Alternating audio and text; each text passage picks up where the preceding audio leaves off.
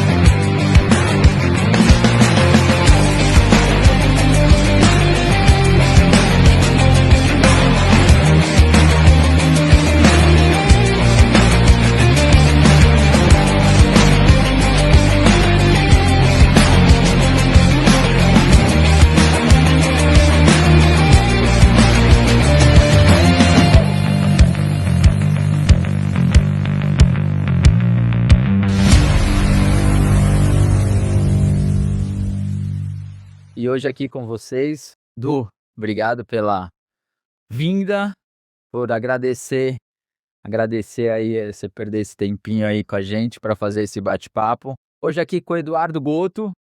Quem não conhece o Goto, é uma das referências aí da iniciação de futebol.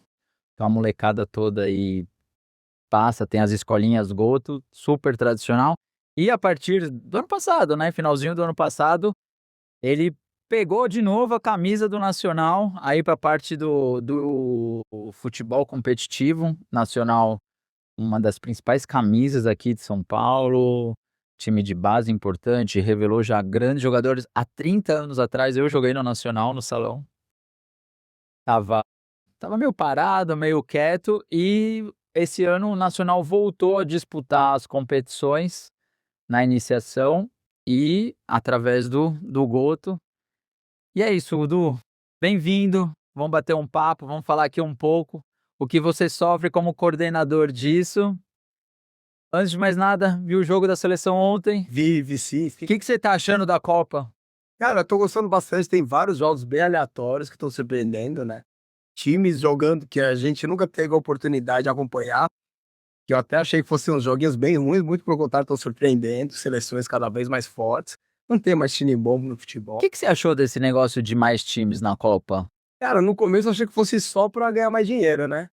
Também. Igual a Copa São Paulo Júnior, você vai querer diminuir a quantidade de times, você vai tirar a vitrine de vários times que tem, até para conseguir se manter, para conseguir revelar atletas. Então a Copa do Mundo, lógico que é legal quando era mais enxuta, que só tem os clássicos, mas nem tá dando oportunidade para o país que nunca teria oportunidade de ser visto, mostrar o futebol. E umas histórias legais, né? Eu acho que o mais... E ó, posso falar? A FIFA vai meter 64 times daqui a pouco. A próxima é centenária, né? Eu acho que todo mundo ficou com essa crítica, um monte de time que não sabe jogar. Começou a Copa, Cabo Verde, Vozinha aparecendo, do dia pra noite de 50 mil seguidores, 5 milhões.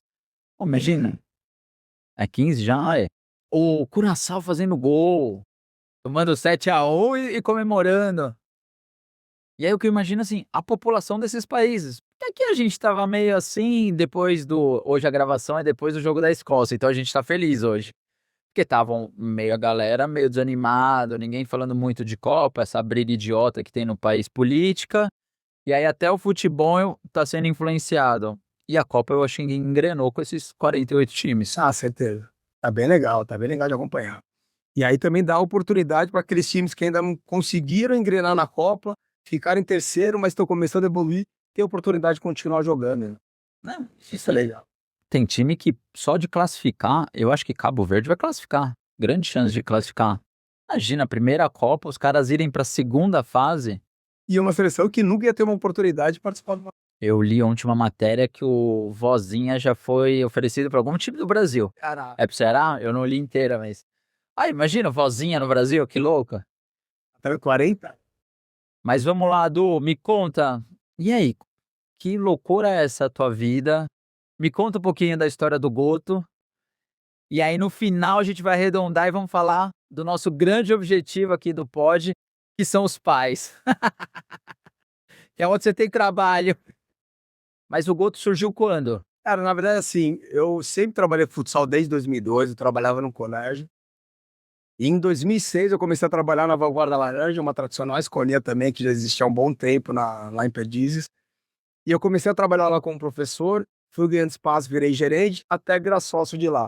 Então em 2012 eu abri a empresa, Volt Sports, mas só para entrar com o nome, para fazer a sociedade com o antigo dono da Vanguarda.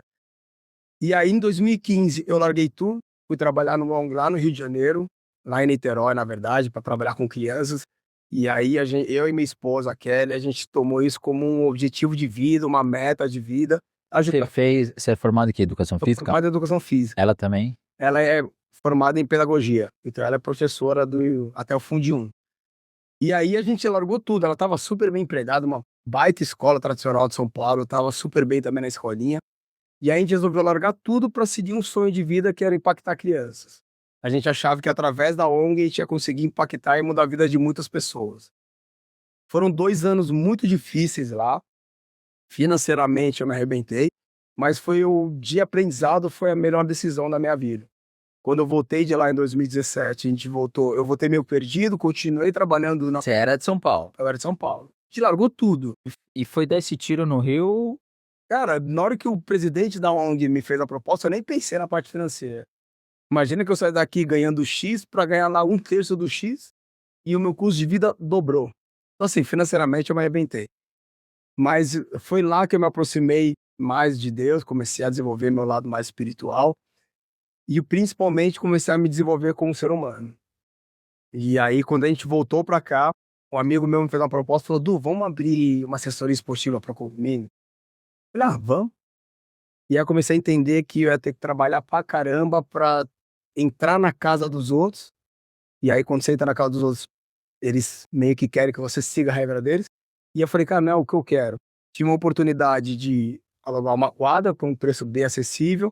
Falei: já não vou trabalhar com assessoria, vou abrir a minha escolinha agora e fazer tudo que eu acredito. Porque quando eu era sócio, eu não tinha autonomia para tomar as minhas decisões. Eu tinha que seguir as decisões do sócio majoritário. E aí, antes de eu abrir a escolinha, eu comecei a pensar, tá, o que que eu quero da minha escolinha? Quais são os valores, o que vai ser o meu objetivo com a escolinha? Qual vai ser a bússola dela? E aí ficou tudo muito claro quando eu entendi a importância que o esporte teve na minha vida. Então a primeira coisa da Goto, eu descobri qual que era o meu objetivo, que é despertar a paixão pelo esporte nas crianças e dar condição para que ela pratique em qualquer lugar. Então essa sim foi a bússola da Goto. Quando você escuta isso, você fala: é muito fácil, as crianças gostam de futebol. Todo mundo gosta de futebol, ainda mais no Brasil. Mas quando você cria paixão por esporte, isso vai além do gostar do futebol.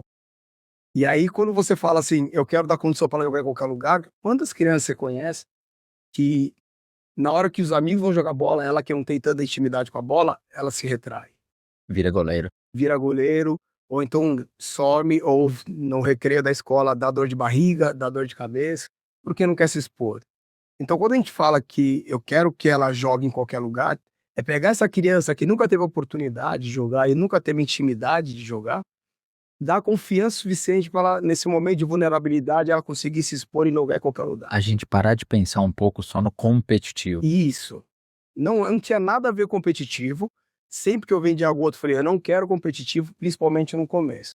Mas é lógico, você começa a fazer um trabalho bem feito, começa a ver resultado, as crianças vão melhorando, o nível de exigência das crianças vai aumentando. Então, elas ganham confiança suficiente e falam: agora eu quero me expor. Então, eu tinha uma criança que todo recreio ela ia para enfermaria. Ela estava com alguma dor, com algum desconforto.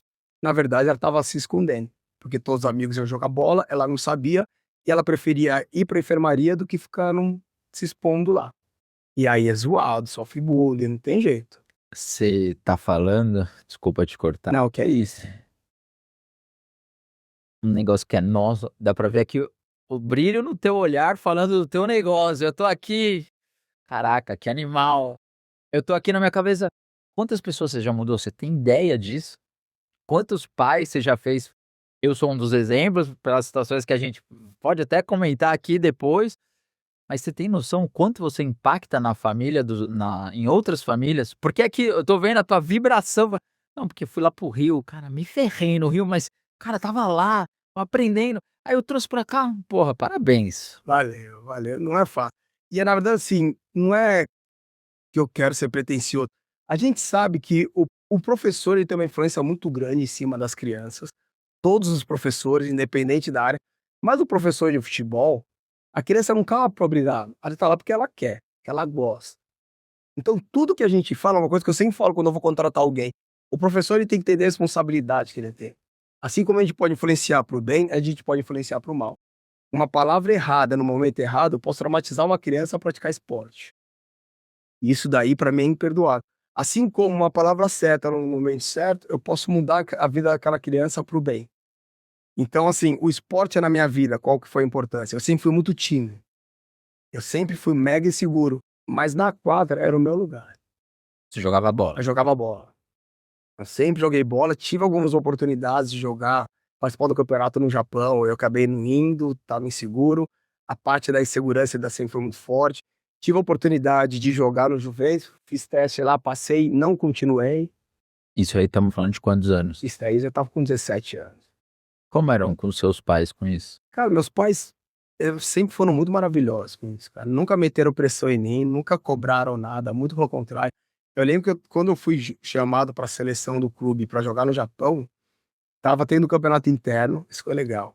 Eu não sei se eu tenho, hoje eu não tenho, eu não sei se quando chegar nesse momento com meu filho eu vou dessa maturidade, como pai. Eu lembro que eu acordei para fazer o vestibular pro colégio técnico da Federal. E minha família inteira, meus primos, todo mundo estudou lá. E no dia da prova ele me acordou, eu falei, filho, vamos fazer a prova? Aí eu acordei e falei, pai, eu já tenho um jogo no campeonato interno do vôlei e eu quero ir no jogo. Meu pai falou, você tem certeza? Eu falei, tenho. Eu falei, então tá bom. Se arruma, põe o uniforme que a gente vai pro clube. E, cara, que pai tem essa maturidade de falar, o meu filho de 13 anos, ele tá pronto para decidir o que quer fazer da vida. E aí, é uma coisa que antigamente... Você tá com quantos anos? Eu tô com 45. A gente é a mesma geração, 42. E antigamente a questão de estudo era inegociável a ponto de, assim, o futebol, hoje que a gente vê a classe média estimulando, hoje eu vejo alguns amigos meus, sai mais cedo da escola, não vai pra escola porque tem jogo. Antigamente isso era uma coisa, assim, impensável.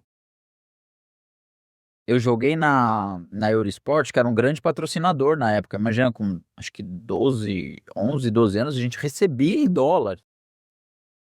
A van do time buscava a gente depois da aula, levava a gente pra Vila Maria treinar. A gente treinava de terça a sexta e meus pais buscavam lá. Não tinha essa de sair mais cedo pra ir pra lá. Hoje, assim, eu acho que eu sou um dos. Se o Matheus estiver aqui, sai mais cedo, vai lá jogar, não. Com 15 eu recebi uma bolsa para jogar nos Estados Unidos e estudar.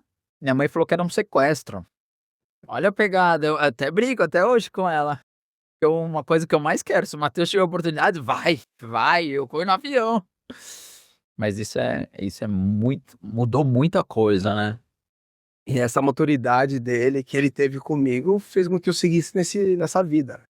Então eu sou muito grato. Aí minha mãe também sempre me apoiou em tudo que eu faço.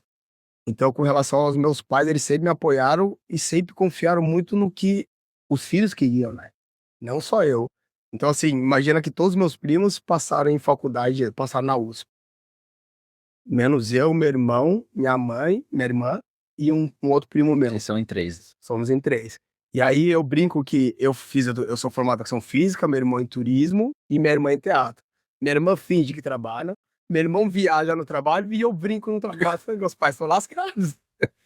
Mas como a gente faz o que ama, todo mundo... Isso que eu ia falar agora, vocês são felizes. A gente é feliz. Não, o projeto de vocês dá pra ver a felicidade de vocês trabalhando. E a gente já conversou algumas vezes fora.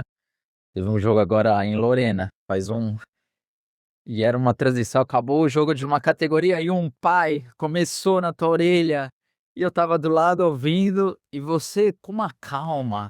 Aí o pai saiu, eu falei, queria ter essa calma, porque o que ele falou, eu já tava. Falei, cara, você viu o jogo, não é possível que você tá me falando isso.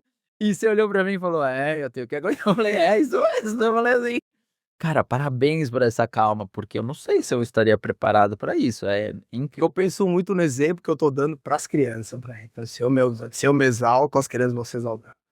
Primeira unidade da Goto foi quando? 2012? Na primeira unidade da Goto foi em 2018. Eu comecei em setembro de 2018 numa quadra na Raimundo Pereira, que não deu certo. Na verdade, assim, tava caminhando e não tinha grana para pegar todos os horários, eu peguei só os horários que eu tava usando. E eu falei pro dono, falei, cara, se aparecer algum interessado, você me avisa que eu pego todos os horários. Ele falou, não, tranquilo. Aí numa quinta-feira à noite ele me ligou e falou, Du, todos os horários que estavam vagos eu acabei de locar. Você não tem mais. Eu falei, tá, se eu quiser crescer, quando eu for abrir novas turmas eu não tenho umas opções? Ele falou, não, você tem mais um horário, só os que você tá usando. E aí imagina como é que foi minha quinta, sexta, sábado e domingo. Falei, acabou meu sonho. Mal abri minha empresa, já tô fechando. E aí na segunda-feira eu lembrei que eu tinha trabalhado numa quadra, lá no Campé, que é essa unidade que eu tenho. Toquei lá a campainha, A da Augusto de Miranda? na Augusto de Miranda. Toquei a campainha, o cara me atendeu, peguei o telefone deles e liguei, perguntando se tinha horário vago. O cara falou, ó, sexta-feira, um cara que tinha todos os horários acabou de desligar. Ele não vai mais continuar com a gente, vagou os horários. Você tem interesse em quais? Eu falei, em todos. Se eu tivesse ido lá na quinta-feira, o cara ainda tá lá. Se eu tivesse ido lá na sexta, o cara ainda tá lá. E eu não ia voltar pro espaço, porque eu falei, cara não vai abrir mão do horário. Eu fui lá na segunda, o cara tinha capaz de abrir mão dos horários. Fiquei esse horário ali. E aí eu comecei. Tem gente que acredita. Eu acredito em Deus, muito. Mas assim, Em universo. cara, tem umas coisas que acontecem. É muita coincidência. É muito. Eu lembro, eu tinha acabado de comprar o apartamento. Então a gente ia casar, eu e a Lívia, comprei o apartamento. A vida tava ok, a gente começando a nossa vida. Cheguei no hospital para trabalhar, fazer as cirurgias. O enfermeiro veio, e aí, doutor, você vai continuar? Eu falei, vou, não sei, o que aconteceu com... Não, parece que mudou a coordenação, o novo coordenador é X. Ah, ele acabou de me encontrar no vestiário e não falou nada pra mim. Já comecei a ter taquicardia. Eu falei, tenho não sei quantas parcelas pra pagar do apartamento. Aí eu liguei pra pessoa que tinha me contratado. Tudo bem, Marcelo, ontem à noite teve uma reunião, eu saí, peguei outros projetos, mas entrou essa pessoa, tá, mas e eu? Ele falou, a priori não falou nada, mas eu acho que ele vai conversar com você. E eu achei estranho, porque ele me encontrou no vestiário e não falou nada, e sempre me encontrava, a gente conversava, já tinha trabalhado junto. Aí eu voltei no vestiário, falei, tudo bem, e aí? Ah, parabéns, assumiu, ele assumiu. Ah, inclusive eu queria falar com você, eu falei, não acredito que então, porque a partir do mês que vem, eu vou assumir tudo, você não precisa mais vir. Não, mas como assim? Eu fiz alguma coisa de errado? Não, não, nada, a gente gosta do seu trabalho, as pessoas gostam, mas eu vou fazer, eu tenho minhas pessoas. Engole o choro, né? Não fala, meu, eu tinha cirurgia, isso era dezembro, final do ano. Eu tinha cirurgia nesse serviço agendado até abril, que é um serviço de um convênio X. Falei, caraca, meu. E aquele valor que eu recebia, eu vim pra cá. Imagina as cirurgias que eu fiz naquele dia, né? A cabeça como tava, tudo certo. Não falei nada pra ele, eu vindo pra casa, peguei a Anchieta, isso era em São Bernardo.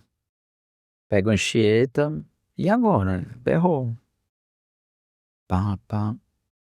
Chega em casa, conversou. Uma semana depois, eu recebo uma das melhores propostas de trabalho que eu já tive. É isso. Eu falo, cara, que loucura, assim. E daí você começa a procurar coisas diferentes, que você vai atrás. Aí comecei a ir atrás de tal, tal, tal, montei uma situação. O cara falou, pode vir. O cara falou assim pra mim, mas você vai trabalhar de graça? Eu falei, o senhor me paga o que eu fizer? Ele falou, pago. Mas você vai ficar aqui se não tiver nada? Eu falei, se não tiver nada, o senhor não me paga nada. Tá bom. O serviço não é meu até hoje. E, assim, melhor coisa que poderia ter acontecido na minha vida. Mas eu só dei esse passo também porque eu tomei um não aqui. Exatamente. Exatamente.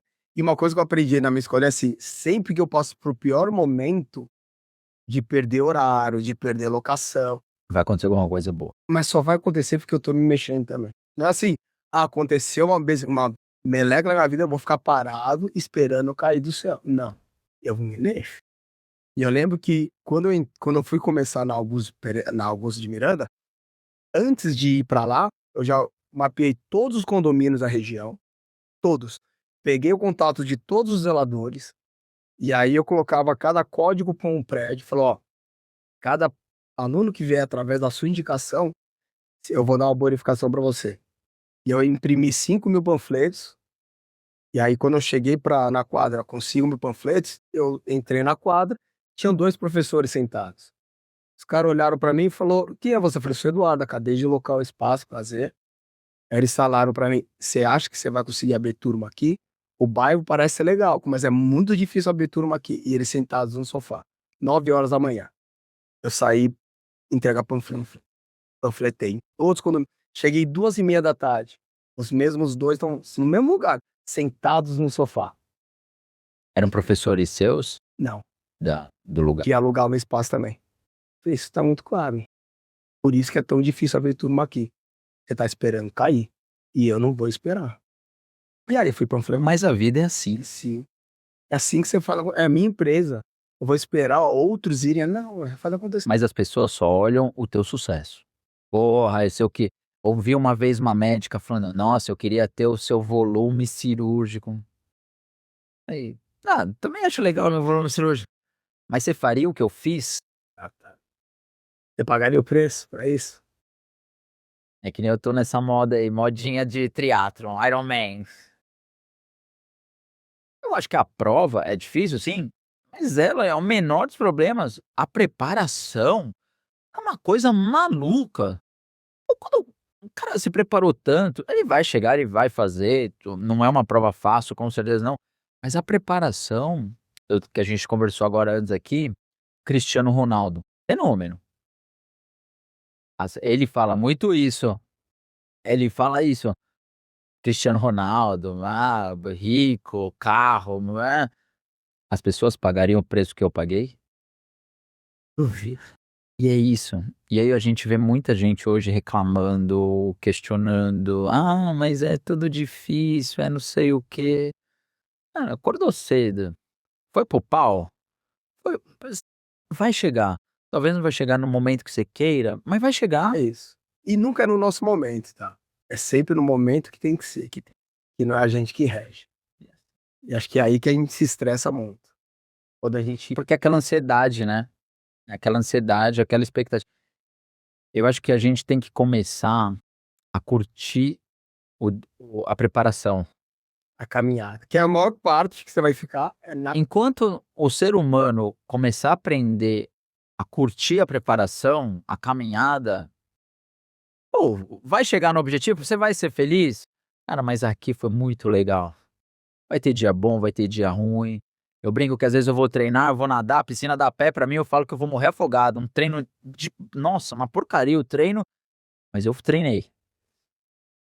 Aquele treino, tecnicamente não foi bom, aerobicamente não foi bom, mas eu treinei, eu pus na minha mente que, pô, mas estava lá. E vai chegar lá, pô, aquele treino também fez parte. pra fazer, tem importância. Eu tô numa meta de, já fiz isso uma vez, 1.000 dias seguidos indo pra academia todo dia fazendo uma atividade física. No mínimo 40 minutos de uma atividade física. Então, se eu não puder ir pra academia, eu faço em casa, faço flexão. Mas 40 minutos é uma atividade física para ativar meu corpo. Isso daí eu comecei em 2022, 2020. Eu fiz 1.000 dias, todos os dias, de segunda a segunda, 25 de dezembro, 31 de dezembro, primeiro dia, todos os dias. Mas, cara, por que isso? Foi porque eu queria colocar na minha cabeça que eu consigo construir um bom hábito. E aí falam que se você fizer algo por 60 dias, isso se torna um hábito. Mas eu sou teimoso, então para mim o hábito ele leva muito mais tempo a se formar. Então para mim 90 a 100 dias para transformar num hábito. Consegui transformar a atividade física num hábito, eu quero ver até onde eu sou capaz de ir. E eu fui colocando metas para mim. E aí eu comecei a disciplinar meu cérebro a fazer isso em todos os outros aspectos da minha vida. E aí não só alavancou a minha saúde, como alavancou meu lado profissional em tudo que eu faço. Eu tô. Então é isso. O... Você ter desse kit. Você já deve ter ouvido aqueles do Phelps. Sim. Ele falou quantas braçadas eu dei a mais porque eu treinei todos os dias, Natal, Ano Novo. Eu sabia que eu ia ganhar a prova, porque eu tinha mais braçadas que o meu amiguinho do lado. Eu sabia que eu ia bater. Uma prova que ele bate o recorde na Olimpíada, não sei o que, ele perdeu o óculos. Ele sabia quantas braçadas ele ia chegar. O Meligeni conta uma história do Guga. Acabava o treino, ele batia cansado, batia mais 10 bolas de direita, 10 de esquerda. E os caras, por que isso? Aí ele falou, então, 10 bolas, 5 dias na semana, 50 bolas, 4 semanas, eu tô batendo 200 bolas a mais. Em um ano, 2.000, em 10 anos, quantas bolas a mais eu treinei que vocês? Não tem como, esse cara vai chegar. Quantas vezes ele tava cansado e não queria bater essas bolas, mesmo assim bateu. Porque na hora do jogo, você vai estar cansado. Você vai estar morto, você vai falar, pô. Aí a gente vai pegar vários exemplos, Nadal, e é os exemplos que a gente tá trazendo pras crianças, né? Vai trazendo pras crianças. E aí você monta a moto. Eu montei a Goto, começou a dar certo. Comecei com 4 alunos, em menos de um ano já estava com 90 alunos. No ano seguinte, aí veio a pandemia. Você ia falar. A pandemia. Aí veio pandemia. O Matheus entrou na pandemia. Depois fez, vamos colocar a fotinha do Matheus lá na Goto na pandemia. Ele com 4, 5 anos de máscara. Eu fazia com o meu Matheus, na mesma filho.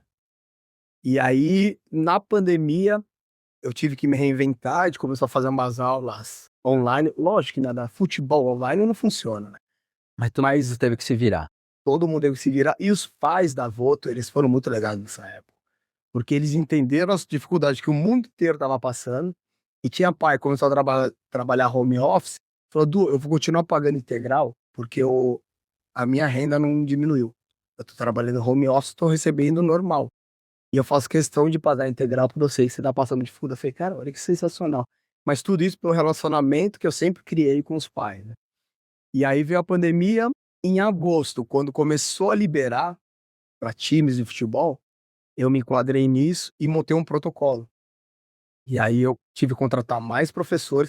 Então, assim, no momento de dificuldade, eu estava todo arrebentado, ganhando menos, Você investiu eu investi mais. Eu tive que pagar o preço. Antes a aula era com 2 professores, eu coloquei 4. Aí teve que colocar todo um protocolo de fila, nenhum aluno encosta em nenhum material, nem na bola. Os professores vão pro gol. E de agosto até o final do ano, a gente não teve nenhum caso de Covid lá dentro. E aí começou a crescer. Começou a vencer. E 2023, a gente foi participar do primeiro campeonato externo, porque você começa a preparar as crianças, começa a ter exigências maiores.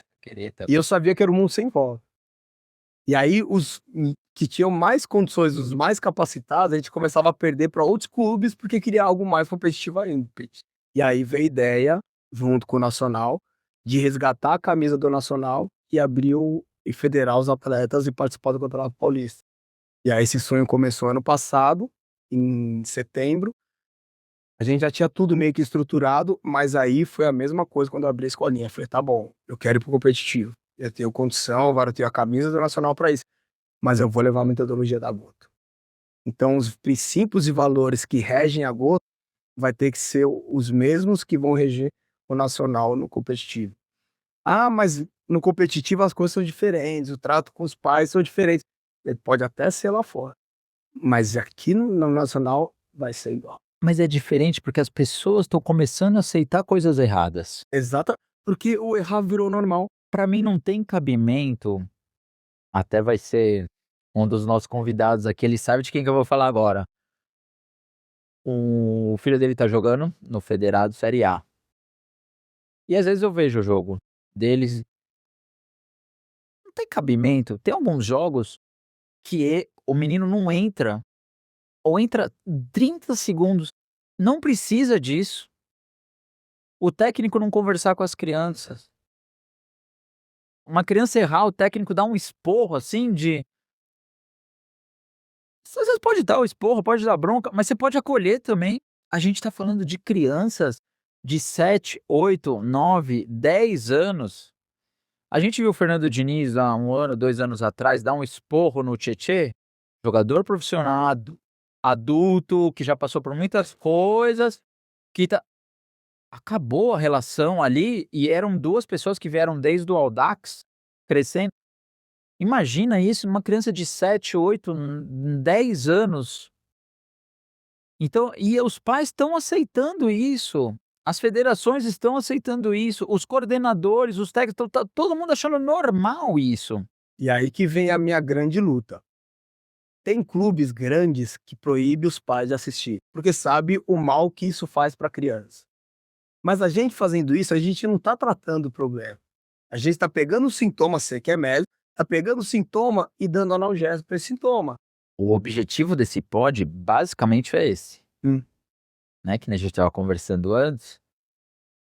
Também não vou me eximir, já subi em alambrado e gritei, né, não sou, mas assim, aos poucos a gente vai evoluindo, vai vendo situações e vai vendo quão descabido são algumas reações, que nem ficar atrás do goleiro adversário xingando uma criança de 8 anos.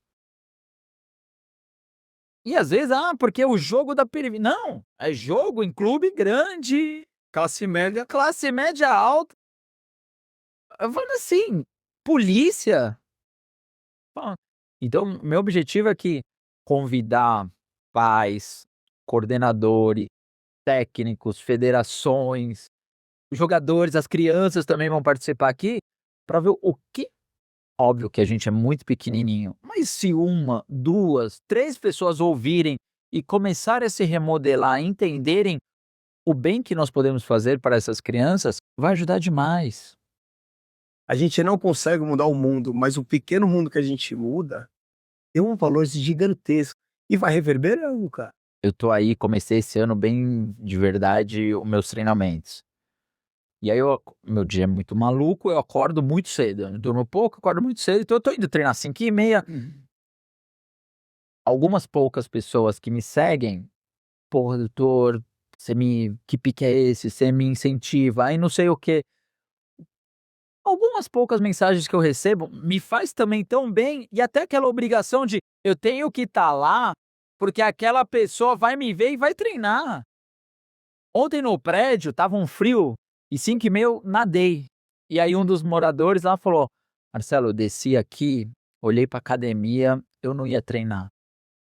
Mas eu vi você dando braçada na piscina. É o mínimo que eu faço é entrar na academia". Eu saí da piscina e ele falou: "Sabia que hoje eu só tô treinando por sua causa?". Então, o pequeno mundo que a gente vive, a gente conseguir mudar aos poucos, a gente não vai mudar todos, mas se a gente conseguir mudar o ambiente que a gente vive e aos pouquinhos levar para uns ambientes mais distantes, a gente já tá fazendo bem. Agora uma pergunta.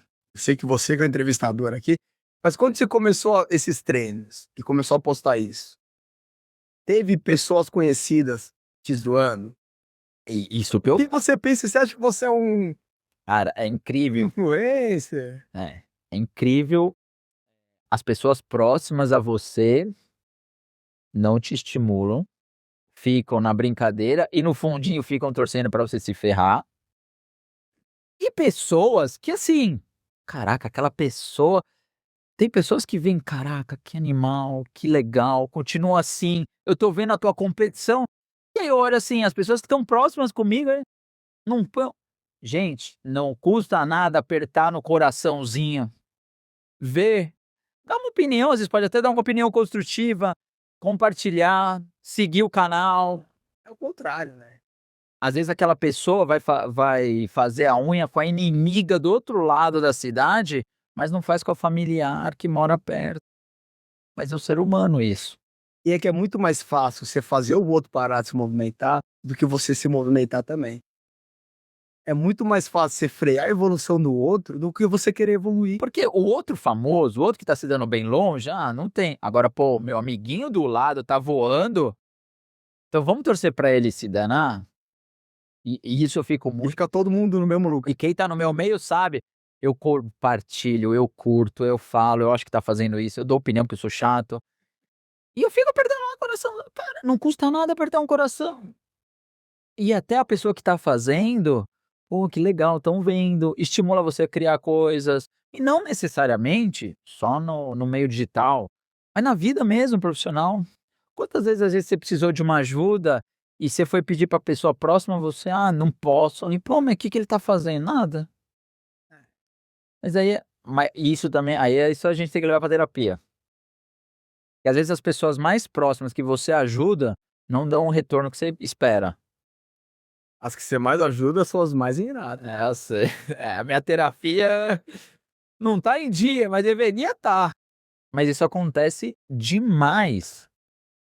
E com todo mundo. Cara, o teu projeto é lindo, é animal. Tem gente que fala: "Cara, como não dá pra criticar". Você pode sugerir, orientar, pode discutir ali, conversar. Cara, mas você não pode falar mal. E tem pessoas que falam. Principalmente no começo, porque depois que você tá estruturado, todo mundo também quer uma casquinha. Todo mundo: "Não, eu sou o melhor amigo do Guto, em 2000 a gente tomou sorvete junto". Pô, não.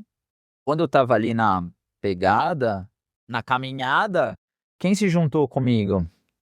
A gente vê muito isso, né, muito exemplo disso. O tempo inteiro. Quando você muda do Goto só na iniciação para aquele menino perder a vergonha, começar a ter algumas habilidades motoras, para o competitivo, sentiu muita diferença dos pais? Muito porque a perspectiva muda. A expectativa do pai é que o moleque de 7 anos vai virar jogador profissional. Com 7 anos ele já falou: "Meu filho vai ser jogador profissional".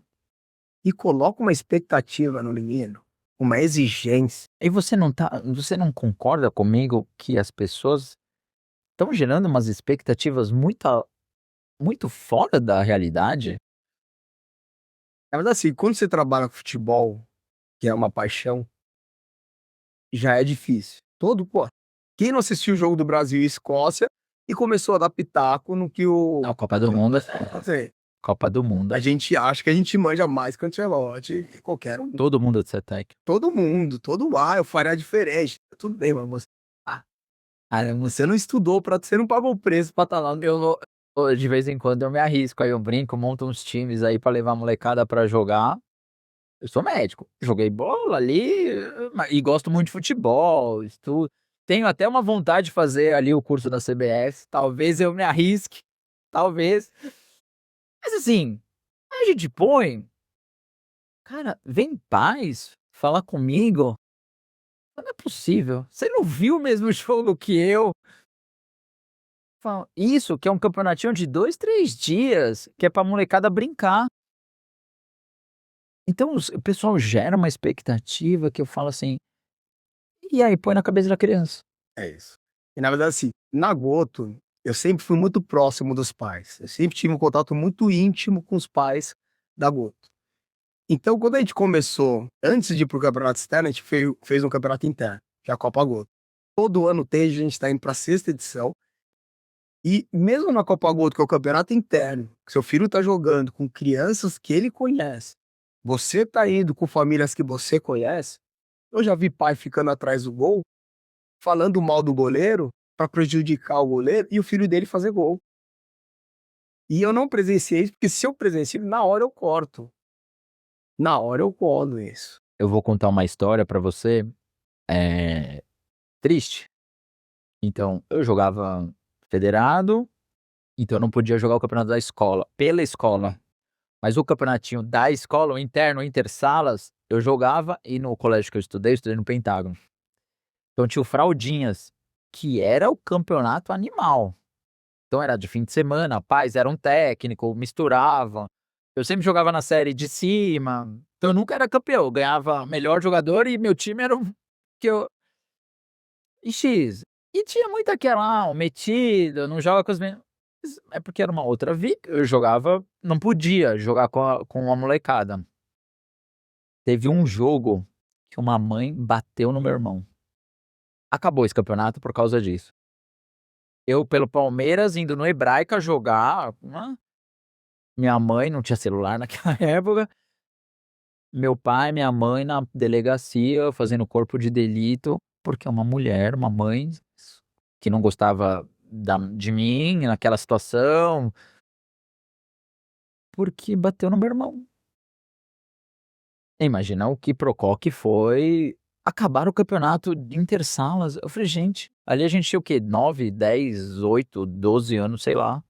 Mas esse para mim é o grande problema. Em vez da gente trabalhar a raiz do problema, a gente vai no sintoma. A gente fica enxugando gelo, né. Então, em vez da gente trabalhar a nossa sociedade, a nossa comunidade, a gente põe regras para proibir. Então, não pode mais torcida do São Paulo e o Corinthians estar no mesmo lugar. Não pode. E, cara, onde tá chegando a humanidade? O ano passado, o campeonato 12, 13 paulista, Foi proibido. proibido pais. E aí, vem aqui a questão social desse pod, vamos ver se um dia a gente consegue chegar nesse ponto.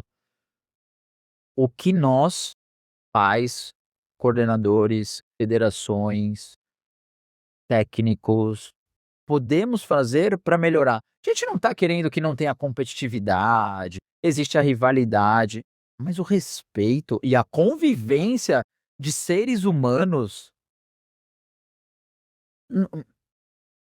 Eu já vi situações de pais torcendo contra o próprio time, torcer para jogador do próprio time perder para poder criticar o treinador.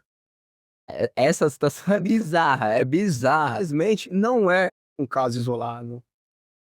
Isso acontece com uma certa frequência.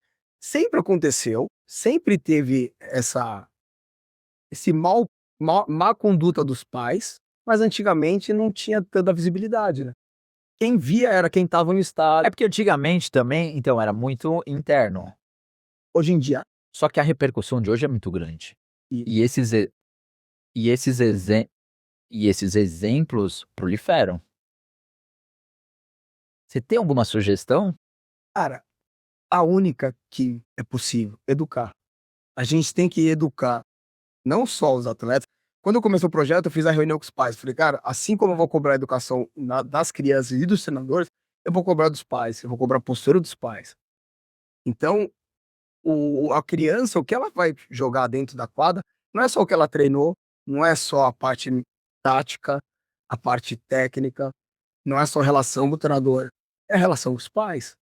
Se a criança olha pra fora, vê o pai brigando, como é que ela vai estar emocionalmente lá dentro jogando? O que acontece, os pais hoje, quando são expulsos do jogo, porque acho que tem essa orientação da federação, que vários pais estão enchendo o saco, os pais saem tipo um troféu.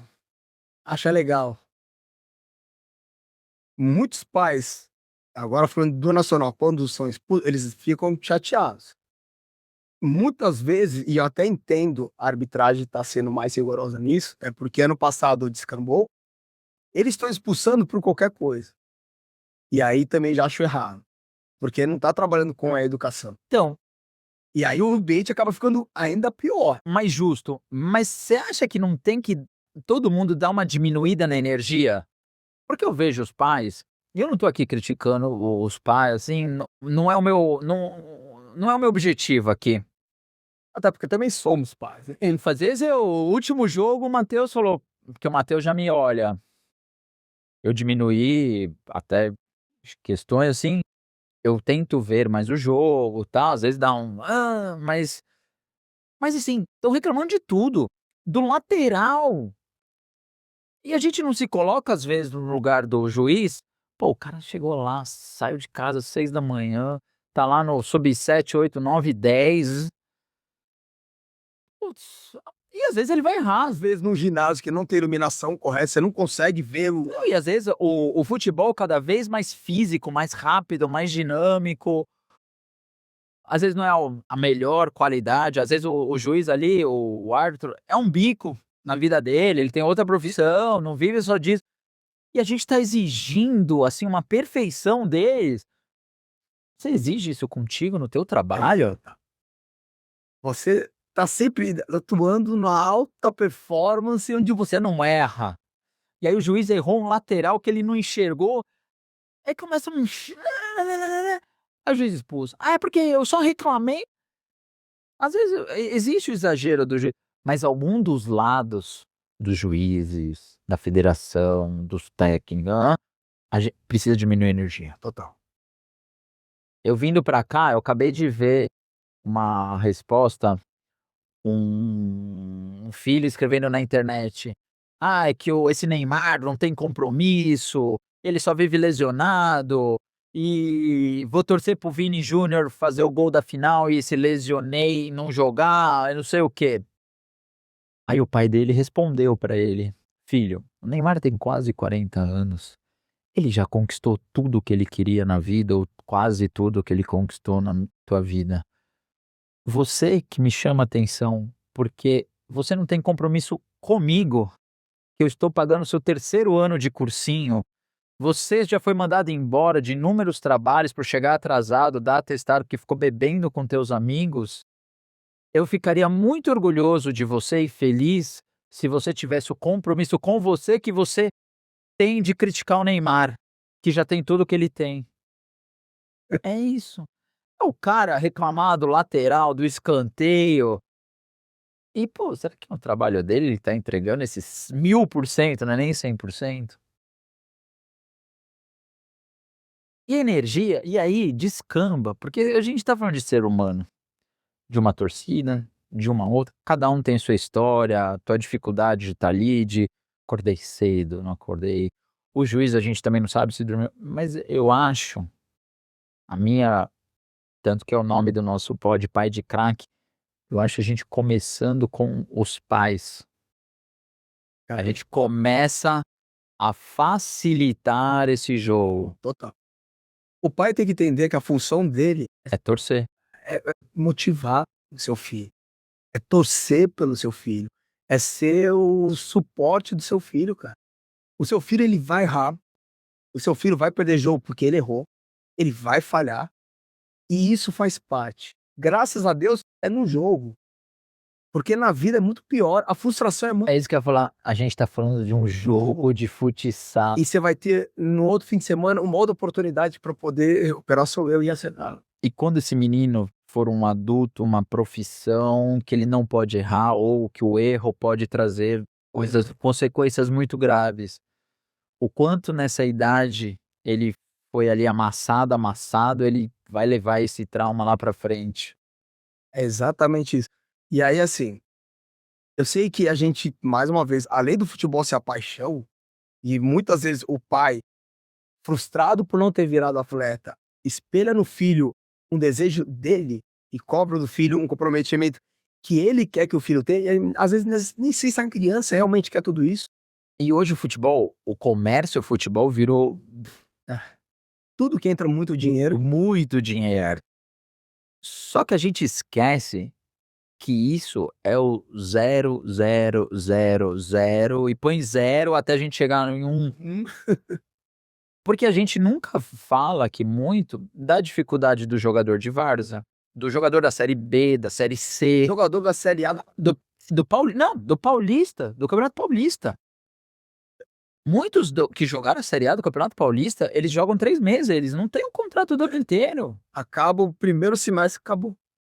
E aí, será que esse pai do filho de 7, 8, que ele estimulou: "Meu filho vai virar jogador", virou jogador ali, ganhando, às vezes, uma ajuda de custo, alguma coisa.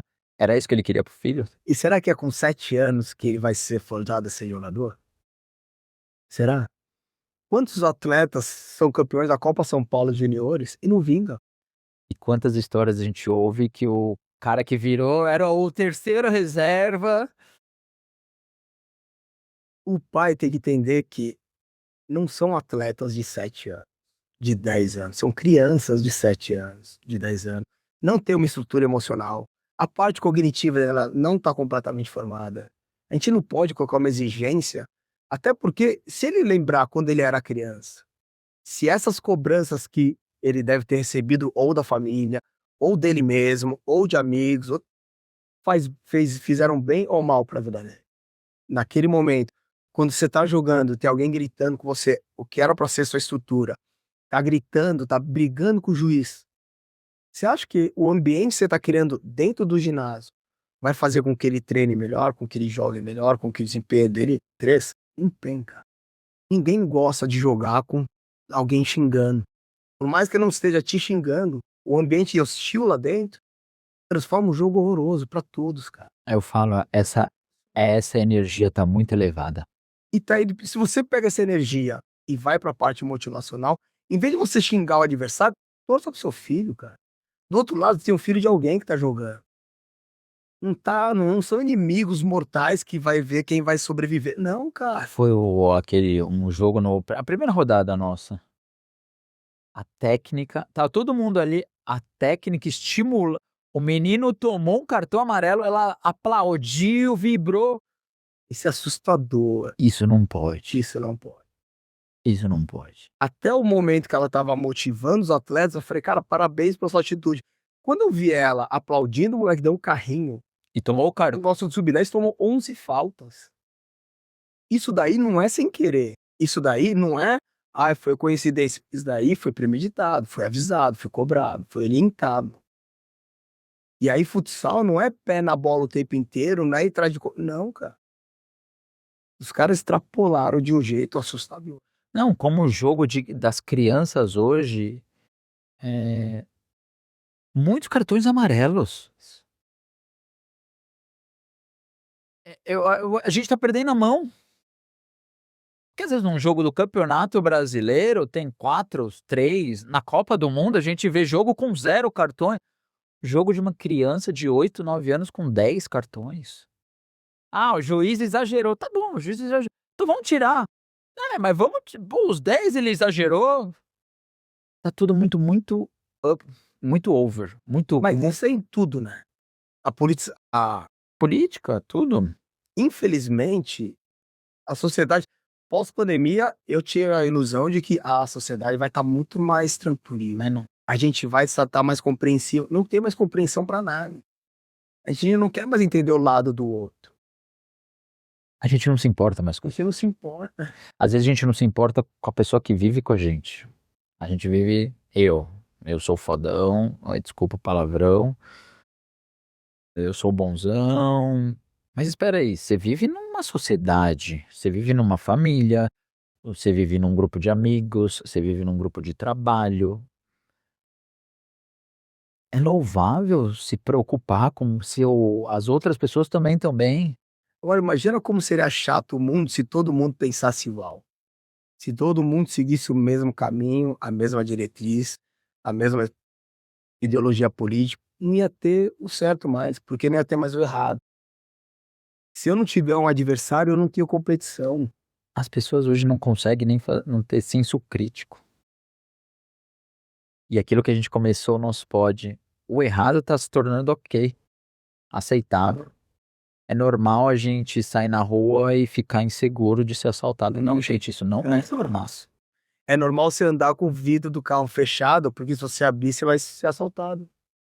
Ah, meu carro é blindado. Que bosta que seu carro é blindado, não deveria ser.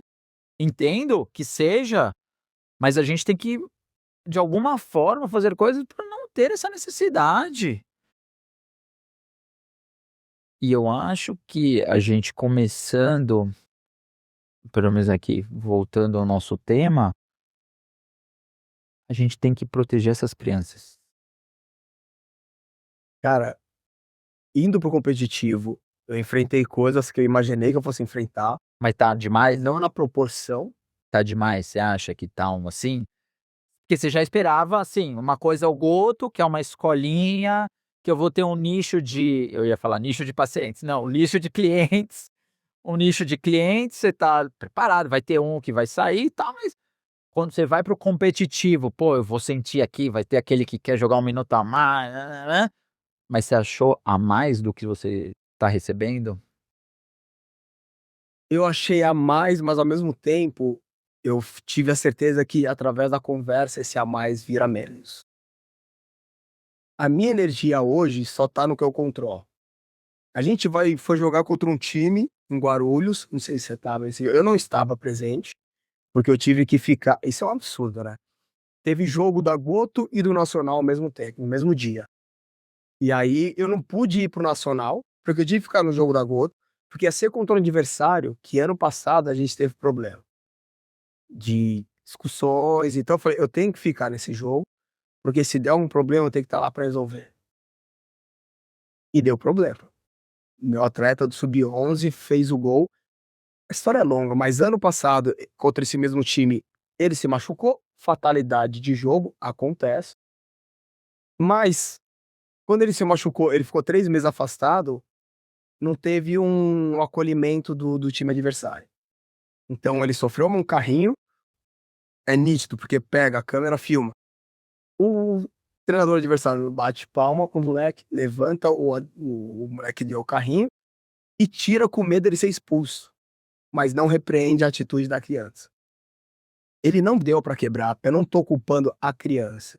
Se fosse o contrário, a primeira coisa que eu ia fazer é ir acolher o jogador adversário. Perguntar se aconteceu isso. Tá tudo bem. Dar todo o primeiro socorro no adversário. E a gente não teve esse acolhimento. E é uma torcida, é um time que o jogo é muito enérgico, sabe? O tempo inteiro chega. Então eu sabia que no ano seguinte ia dar confusão. E esse meu atleta jogou. E ele fez o gol e ficou ouvindo provocação o jogo inteiro. Moleque de 14 anos. Quando ele fez o gol, ele fez gesto obsceno pra torcida. Na hora eu invadi a quadra, segurei e falei, cara, você tá errado. Ah, mas eles estavam me provocando. Não interessa. Eu não tenho controle sobre eles. Mas sobre você eu tenho. Você vai agora pedir desculpa pra torcida que você fez o gesto obsceno. E vai se desculpar como um homem que você é. Ele foi lá, se desculpou sincero, chorou, se arrependeu. E aí eu tirei ele do jogo. Nesse meio tempo, tava tendo jogo lá em Guarulhos, os pais do adversário xingando, falando pra quebrar os meus atletas. E, cara, como assim quebrar? São crianças, velho. Se a gente não tivesse lá, em Guarulhos, enfrentando os filhos deles, não ia ter jogo. Não ia ter jogo. Falei, cara, a gente não é. Não é inimigo. Não, que nem teve um time que queria dar WO por causa do meião. Tudo bem a regra, eu entendo, tá tudo certo.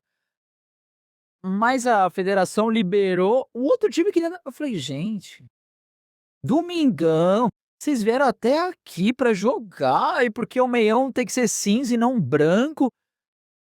É uma coisa pequena. E aí essas coisas pequenas vai se somando, vai se somando. Que eu acho que é clima começa a ficar que é a energia do lateral errado, xinga o juiz. A faltinha que, às vezes foi, às vezes não foi, depende. Ontem lá do Vini Júnior, perguntar: "Ah, que você achou?". Assim, ele deu o gol, eu continuaria o gol. Mas se ele desse a falta antes do gol, tá bom, não ia tá bom, não vai e aí a gente volta, que eu quero bater muito nessa tecla, a gente tá lidando com criança, que vão ser o nosso futuro. E qual a solução para tudo isso? É a conversa, não tem outro caminho. Então, assim, eu tive momentos difíceis com o sub-7, com o sub-8, com o sub-9, com o sub-10, muito pouco, quase nada, né? Quase, quase nada. Mas sempre que eu tive problema, e aí eu erro quando projeto novo, e isso eu tô aprendendo, eu tenho que ter conversas para alinhar tanto a expectativa dos pais, Quanto achou? quanto para falar o objetivo daquele momento com o time. A gente está falando de iniciação, então o objetivo eu sempre deixei muito claro, não vai ser o resultado, vai ser a formação da criança, vai ser a preparação da Eu criança. acho uma coisa muito importante, e a gente estava conversando aqui fora, talvez uma possibilidade, um feedback mensal. Até mesmo times grandes.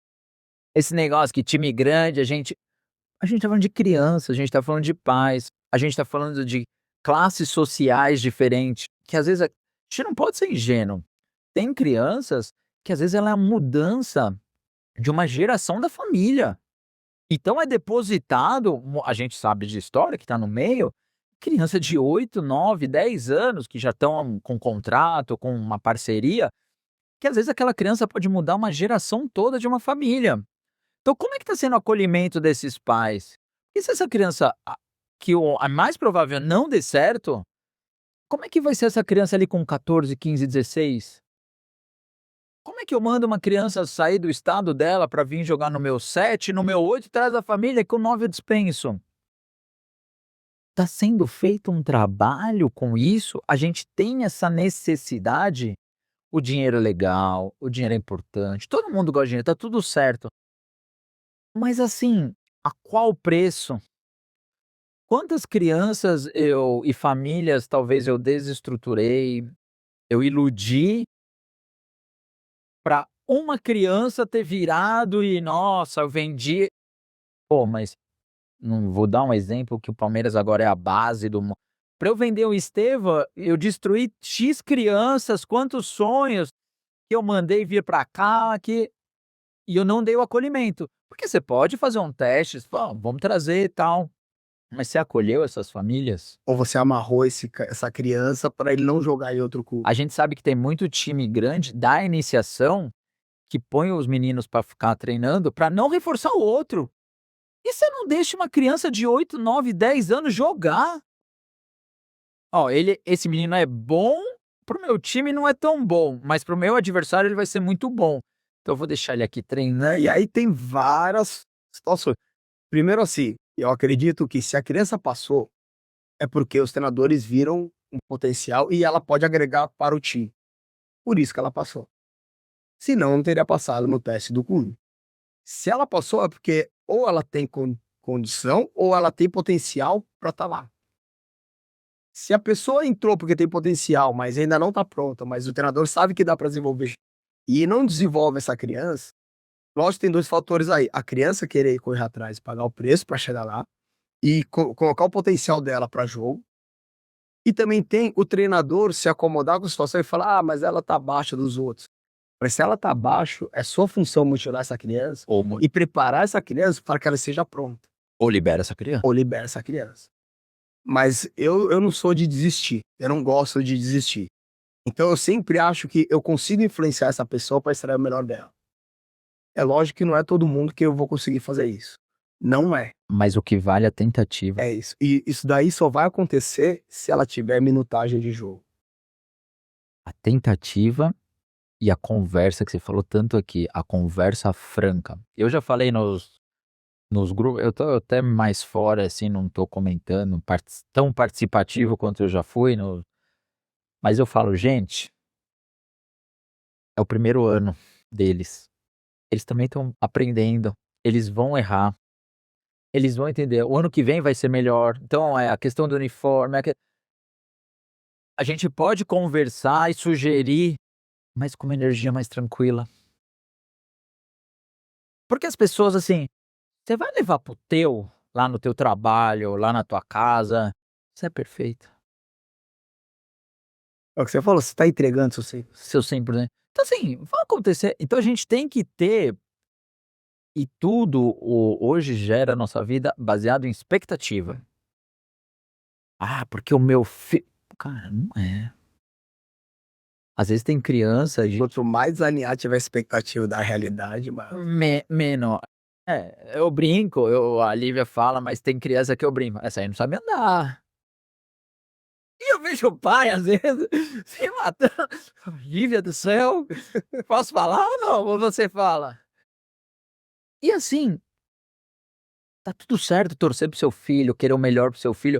Assim, você alinha expectativa, alinha as situações. Eu tenho 2 filhos. Eu sei o que um pode entregar, eu sei o que o outro pode entregar. Por exemplo, a Lara, ela vai me entregar outra coisa, ela não vai me entregar esporte.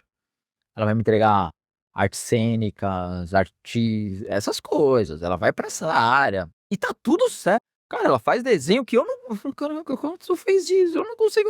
Como você começou? O Matheus já é mais pra área do esporte, então é uma outra expectativa. Uma competição da Lara, eu ia dando risada, tirando onda. Do Matheus eu falo: "Ai, vai dar coisa boa". Mas são as expectativas que a gente faz. Mas tem que estar alinhado com o que se pode entregar de verdade.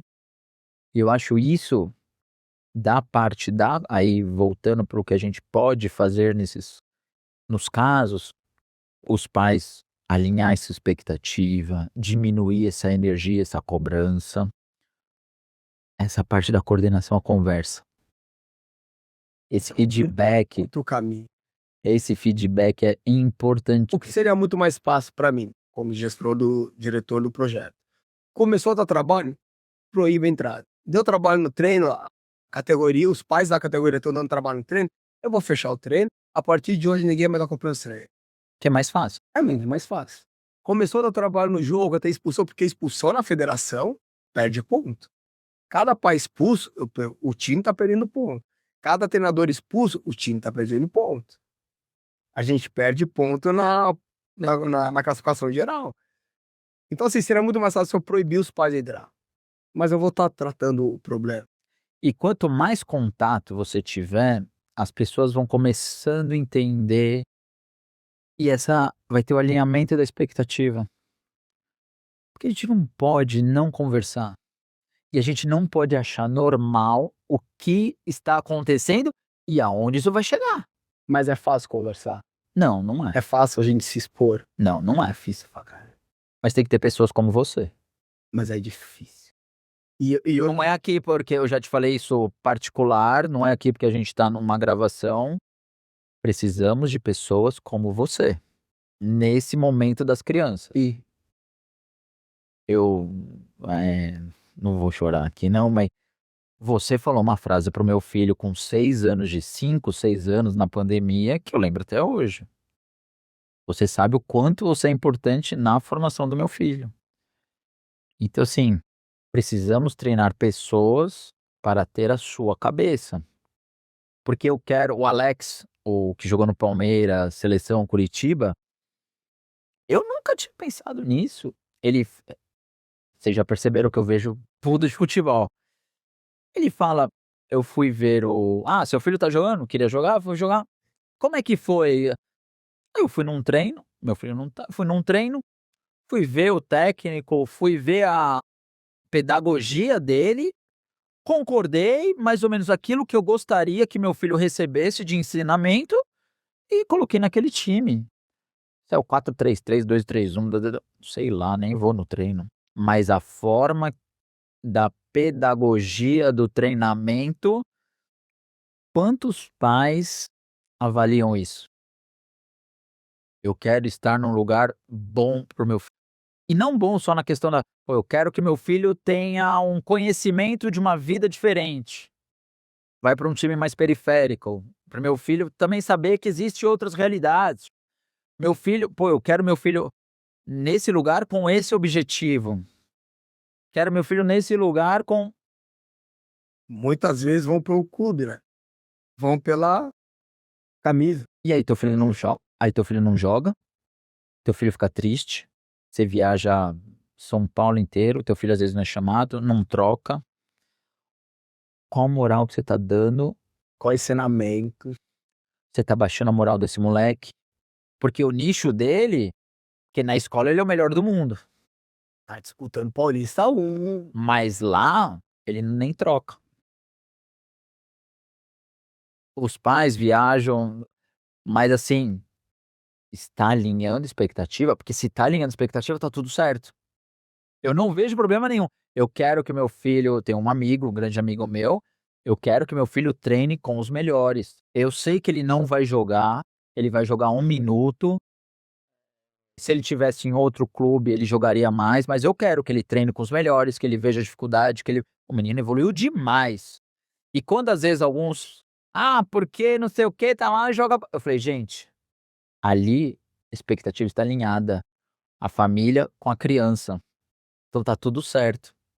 O que às vezes não tá alinhado é a criança campeão da Copa Goto, por exemplo, que é uma escolinha, tudo. Meu filho vai pro federado, campeonato mundial. Não, não vai. Tem passos para isso. Mas aquele pai às vezes tá achando isso. E muitas vezes você tem um discurso, você tem uma metodologia, mas se ela não tiver sido executada na ponta, do jeito que você tá vendendo, a expectativa, esse alinhamento vai se desalinhar. E aí que começa a vir os estresses. E uma coisa importante, nesse caminho, você vai errar Pra cara. e você vai pedir desculpa e tá tudo certo. Tá tudo certo errar. Exatamente. Eu não tenho mais você tocando nesse assunto. A Goto tem 2 regras. Todo aluno que entra, eu falo dessas 2 regras. Que a primeira é não ter medo de errar. Essa é a principal regra da Goto. O aluno não pode ter medo de errar. E a segunda é se divertir. Você só vai conseguir se divertir quando você se desprender Do medo de errar. Cara, eu vou errar e erro muito, cara. Eu erro demais. Mas ao mesmo tempo, eu não erro igual o tempo inteiro. Não adianta eu errar sempre a mesma coisa, pedir desculpa e não mudar. E continuar tendo os mesmos erros. É a evolução, né? Você não tá nem acreditando que você errou, porque você não tá mudando, e você não tá evoluindo. O erro, tem gente que fala, é errando que você aprende. Discordo. Não é errando que você aprende, mas o erro faz parte do processo de aprendizagem. O erro e a aprendizagem andam lado a lado. Mas você só vai aprender se você estiver realmente assumindo o seu erro e evitando cometer de novo o mesmo erro. A gente tá numa sociedade que é muito perfeita, né? Ah, essa vida vista. Era o assunto que eu ia colocar agora. É muito perfeito. E tem 2 lados. Às vezes eu falo assim, a vida de Instagram é perfeita, e tá tudo bem. O primeiro lado eu falo: "Ah, mas você não as pessoas não postam quando". Gente, a pessoa posta o que ela quer, e não tem problema, deixa ela postar suas coisas boas, porque tem os fiscais do que os outros postam. Por que você não postou a briga com a sua esposa? Por que que você não postou com seu filho? Eu não quero postar. Eu quero postar só o drible bonito dele, só o gol, e tá tudo bem. Mas quem consome mídia social, que é aí que eu acho que a gente se perde muito, tem que ter o discernimento que aquilo É uma pá. é uma isso. Porque eu falo pra todo mundo, durante o seu você não é feliz 24 não acontecem só coisas boas no mesmo dia. Então assim, num dia, às vezes numa hora, vão ter coisas boas, vão ter coisas ok, vão ter coisas mal. Às vezes você tá muito ferrado, você vai dar risada de uma e tem dias que tá e se às vezes você recebe uma notícia que não então assim, as pessoas têm que parar de pautar a própria vida na vida dos outros. Deixa as postar as coisas boas, até isso eles estão.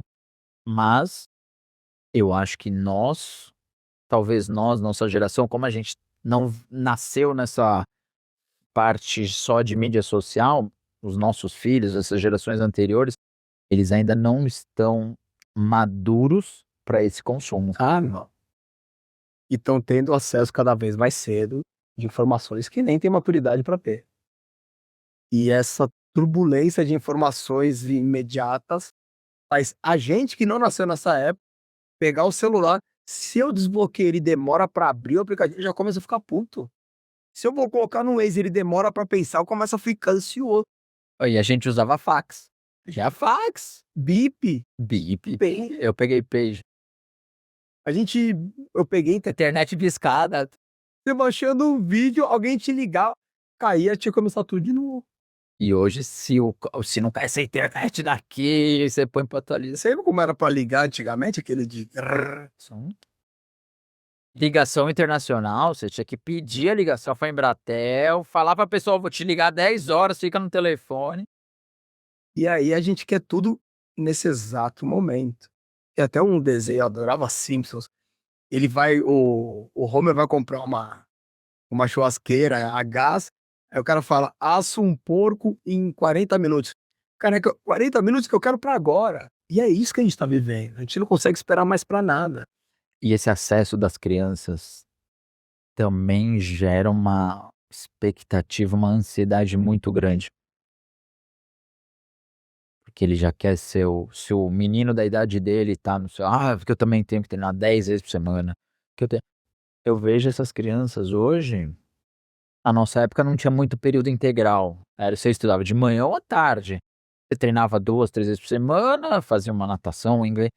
Hoje a maioria estuda período integral, treina de segunda a quinta, às vezes faz outra atividade, joga no E o tempo a ser criança? é isso. Então quando meu filho leva uma bola e faz embaixadinha no chuveiro, tá tudo certo. Eles estão amadurecendo muito rápido. De forma prematura, porque eles não estão prontos. E a gente está cobrando. E a gente tá cobrando. E não é só no futebol, hein? É em tudo. Você tem que ser o melhor aluno, você tem que falar inglês com 5 anos de idade. E a cabeça? Você tem E a confiança? Tá indo pro chinelo. Porque ela não é capaz de atingir a expectativa do pai, não é capaz de jogar com o pai. O primeiro herói de toda é o pai. E muitas vezes se torna o primeiro vilão, tá? Se a gente não tomar cuidado da forma que tá tratando, da forma que a gente tá cobrando. E no futebol, se é realmente o sonho do seu filho, ou se é uma expectativa que você tem, porque você queria e tá jogando toda uma pressão em cima de uma criança que às vezes nem quer ser jogador. E a gente, como pais, que nem eu vou colocar de novo, a gente também vai errar. Só que a gente tem que ter o discernimento de pedir desculpa e mudar. É fácil pedir desculpa pro próprio filho? Não. Não é. Mas depois você E pega. você tem que mudar. Fica. E você tem que mudar. Porque senão vai cair naquele. Desculpa e continuo sendo escroto. Eu com o Matheus, vou convidar aqui também um dos coordenadores lá do PSG, que tem uma lei anti-Marcelo que a gente brinca, porque o primeiro campeonato que ele foi, eu levei um alto-falante. Um megafone. Megafone. Então não pode mais entrar nos campeonatos. Porque na cabeça deles, onde um louco ia levar um megafone. Mas a minha cabeça meu filho começou a apresentar ali uma dificuldade de entrar em campo, e na minha cabeça ele só ouvia minha voz. Eu sou pai. Era o campeonato no Internacional, no Beira-Rio. Eu aqui, eu vou ficar na arquibancada, como ele vai me ouvir? Não vai me ouvir. O que eu fiz? Precisa ouvir. Mercado Livre, megafone pra amanhã. Cheguei no jogo. Até...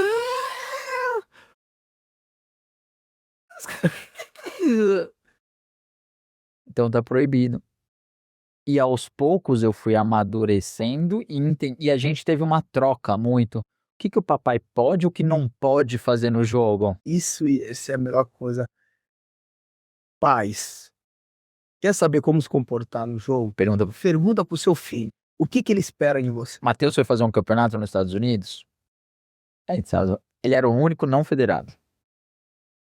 E aí começa que primeiro jogo, segundo jogo, a gente sabe que vai ser titular, tá? Porque ele tá voando. Eu falei, tá bom, a gente já sabe isso dele, né? A gente sabe. Tá bom, vai ser titular.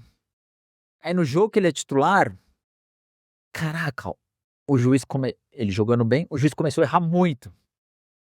E eu aqui, eu com uma malinha assim, eu comecei a xingar o juiz em inglês. Eu nem sei, inglês, português, espanhol. O Matheus olhou pra mim, para. Eu falei, caraca. Porque na minha cabeça, assim, o juiz tá errando, Eu tô brigando. o único que não é federado, vão falar que ainda é dele. Olha as viagens. E ele jogando super bem no jogo, meteu o gol. Eu fui pro canto.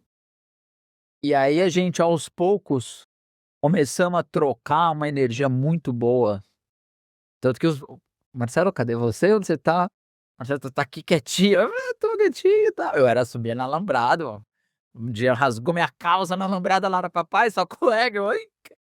E aí eu acabo vendo outros pais fazendo coisas que eu já fiz. Eu falo, cara, eu tenho vontade, não falo, não comento, não vou educar o filho dos outros, não é o meu objetivo aqui, mas eu falo, será que esse pai já conversou com o filho dele? Pra ver. Cara, eu sou educador, trabalho com futebol com criança desde 2002, são 24 anos de experiência. Entro pro 25º ano. Eu sei que eu não tenho maturidade de dar aula pro meu filho, porque eu crio uma expectativa. Quando meu filho estava na turma do seu E filho, ele é filho, né?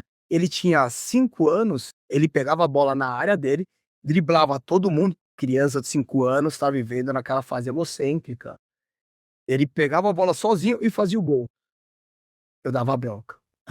Quietinho do lado, eu falei, filho, toca essa bola, cara. Para de ser fominha. Não tem só você no time. Outra criança pegava a bola, fazia a mesma coisa, fazia o gol. Boa, porque eu entendia. Tá na fase egocêntrica, que é normal. É o nosso filho. Mas era nosso filho. Ele não é. E aí eu comecei a entender que isso foi bem, bem duro pra mim. O meu filho, ele teve, como toda criança, começa a ganhar consciência, começa a entender que os outros têm opinião sobre a gente, e isso começa a afetar. Comecei a ver meu filho muito inseguro. O meu moleque, com 7, 8 anos, qualquer grupinho de de pessoas com bola, eles se juntavam, não importa se é na praia, na praça, aonde for. Os moleques de 15 anos faziam altinha, ele não sabia fazer, ele ia lá e fazia, cara. Eu falo, cara, meu filho é muito melhor do que eu. Porque eu nunca tive essa coragem que ele tem de se expor. E aí, quando ele começou a ganhar consciência da opinião dos outros, ele começou a ficar mais retraído, mais inseguro. E aí, ele jogando pela gota, entrava por último. E aí, eu olhava pra ele, via ele sofrendo e queria falar. E eu, como dono, eu tinha total autonomia, autoridade para peidar o treinador. Mas em vez de fazer isso, eu comecei a conversar com o treinador. Falei, cara, tudo bem, você quer deixar ele por último? Só explica pra ele o motivo. Por que ele nunca entra primeiro? Ah, mas futsal não tem time titular. Lógico que tem.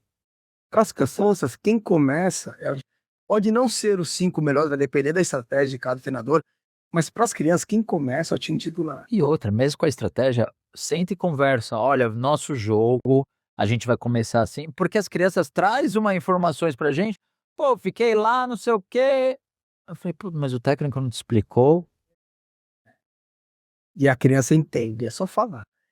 E aí o meu filho ele começou a ficar cada vez mais inseguro. E conforme acabava os jogos, eu falava, filho, você foi mal nisso, nisso. Eu começava a querer adaptar, ele não queria ouvir isso. Ele só queria ser acolhido. E aí eu comecei a ver que a minha insegurança eu estava passando para ele. Falei, cara, o que eu tô fazendo com meu filho? Um dia o Matheus chegou em casa, meu pai num treino, 5, 6 anos. Mandou um pênalti que ele bateu. E vários vídeos. Cheguei em casa, pô, filho, pô, treinou bem e tal. Mas aquela merda de pênalti que você bateu. Ali já chegou em mim, me deu um esculacho. Aí depois, você, que merda que eu falei pro meu filho. Olha, isso é uma coisa. Acabou o jogo. Ah, porque eles também querem a nossa prova. Ah, foi bom. Depois, se quiser, no final, no outro dia. Ah, quer ver o jogo? Acho que talvez fazer isso. Cara, você tem o técnico. Ele vai te falar. Foi legal, jogou bem, tá tudo bem. Foi. É isso. Eles querem o quê? Só a nossa prova. Você chegar, foi uma merda. Quem que vai acolher eles? Chega um aluno que completamente iniciante. Ele já se sente inferior a todos os outros que já estão na escola há mais tempo. Ele vai, faz um treino, acerta uns passes, erra outros, erra a maioria. Chega em casa, ninguém fala nada, os treinadores não falam nada, ele chega em casa se sentindo o mesmo lixo de sempre, o mesmo iniciante, eu sou o pior de tudo.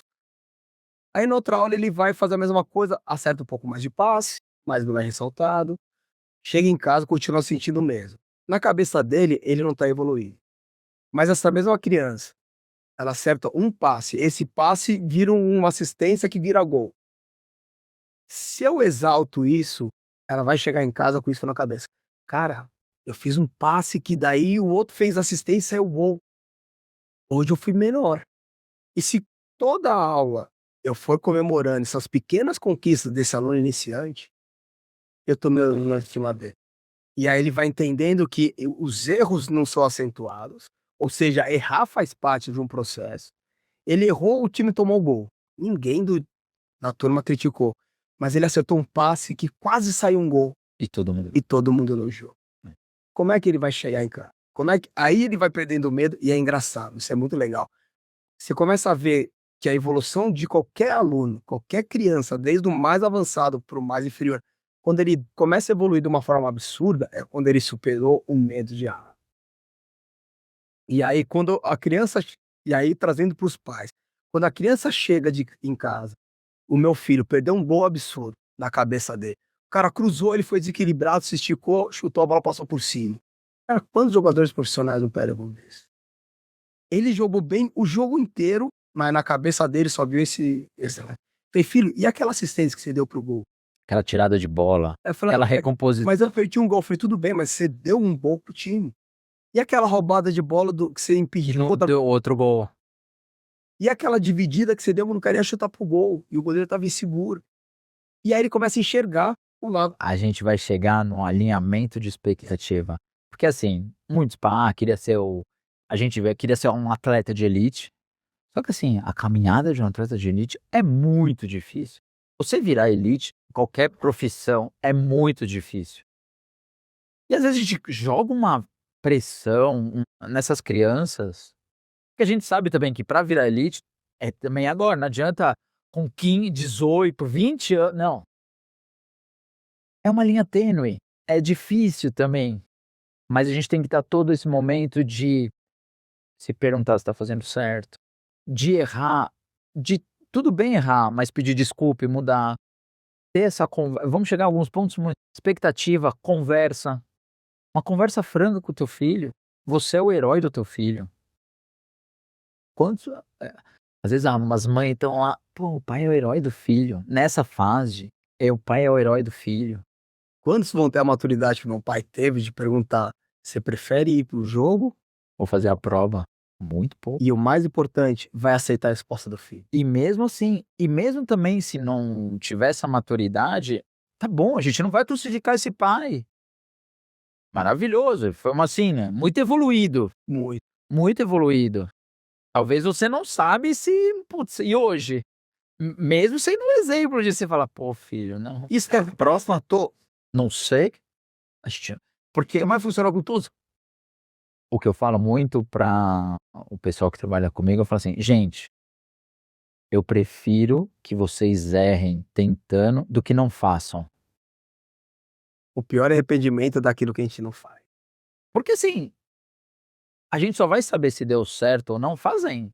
Não fazendo, a gente já sabe o que deu errado. Não quer dizer que se você fizer, vai dar certo, Né? mas é uma chance. O não fazer já é uma decisão. O não fazer você já sabe que deu errado. Ó, eu conheci a minha esposa em abril, ela morava em Curitiba, eu em São Paulo. Em dezembro a gente estava morando junto. Eu fui falar pros meus pais, falei: "Ó, vou começar a ver um apartamento." Tá com quantos Eu anos? morava com os meus pais. Isso daí foi 2007, estava com 26 anos. Falei: "Ó, eu vou isso em agosto, setembro, vou começar a ver apartamento, porque em dezembro a Kelly, eles já conheciam, tá se mudando pra São Paulo, a gente vai morar junto." Minha mãe: "Você tá maluco? Você nem conhece ela direito. Você tem certeza que você tá fazendo?" Eu falei: "Mãe, eu não tenho a menor certeza. Eu tenho certeza que se eu não der esse passo agora, lá na frente vou me arrepender De não ter dado. Cara, eu vou colocar toda a energia pra isso aqui dar certo. Mas se não der certo, eu vivi." E nesse caso deu certo, mas poderia não ter dado, mas você ia se arrepender de não ter feito. Gente, eu nunca ia saber se teria dado certo ou não. Um dos maiores arrependimentos que eu tenho foi não ter ido pro Japão jogar. O o clube me chamou pra treinar, era todo sábado de manhã. Falei: "Ah, não vou, não quero acordar cedo." Mentira, era medo de falhar. Mas com arrependimento que eu não quero que meu filho viva. Eu não quero que ele deixe de fazer alguma coisa porque ele tá com medo de fazer. Medo de falhar. E é isso que a gente tá fazendo para atletas. Muitas vezes a gente tá deixando eles com medo de falhar. E não pode. Tá tudo bem errar. Cara, qual o problema de você perder um campeonato porque eu entreguei o voo? E não, e óbvio que a gente tá falando de futebol aqui, mas assim, a sociedade. Tá tudo bem se errar, você tomou ali o putz, era pra ter ido aqui, errei. Pô, viu que errou, pede desculpa, aí não, vambora, vambora, vambora. Dá um exagero de cobrança de ser perfeito. E aí eu acho que entra a questão da mídia social, da perfeição, que as pessoas não têm. Eu não me incomodo de só postarem coisas boas. Tá tudo bem, a gente já tem muita desgraça no mundo. Mas as pessoas têm que ter o discernimento de saber que aquilo não é 100% da realidade.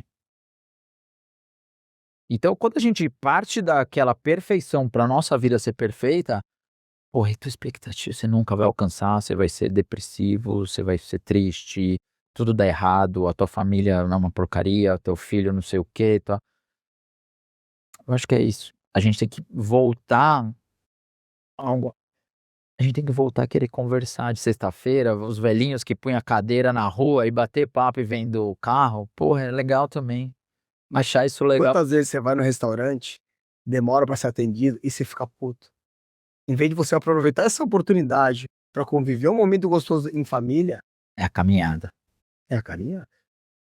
Cara, olha a oportunidade que você ter um atleta federado vai te dar na sua vida. Esse semestre foram 14, agora domingo, 14 rodadas. Aí teve a Copa da Juventude, mais 9 rodadas na primeira fase, mais 3 jogos, 12 rodadas. São 26 datas que você teve para passar um momento gostoso com seu filho.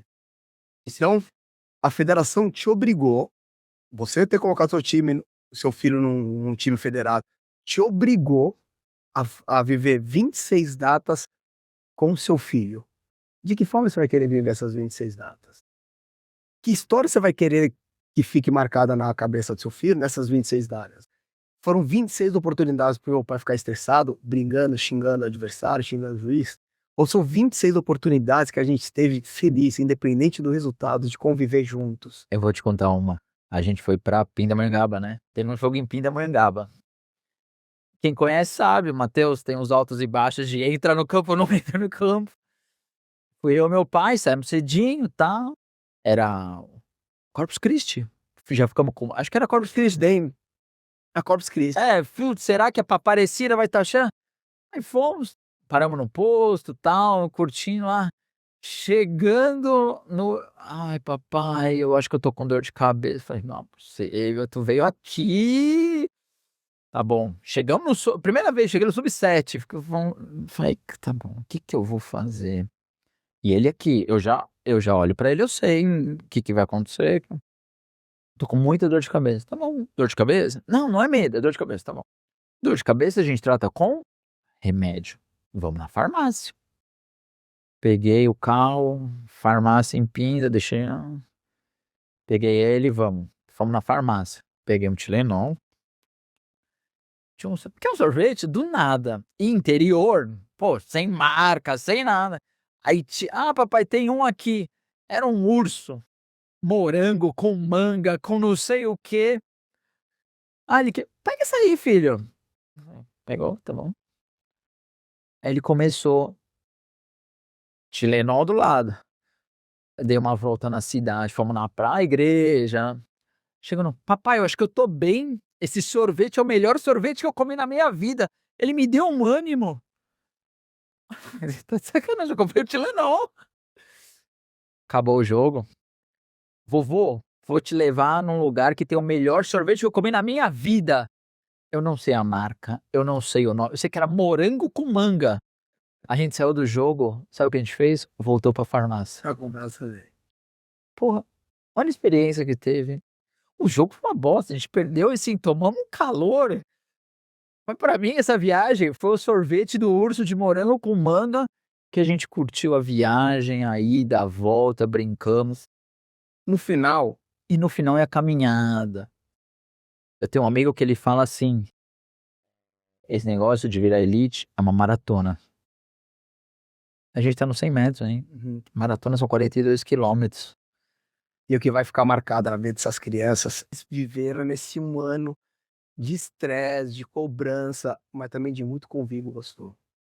Então, quantas oportunidades os pais não estão perdendo de viver 26 datas gostosas com seu filho, de curtir, que você não teria se seu filho não tivesse nessa competição.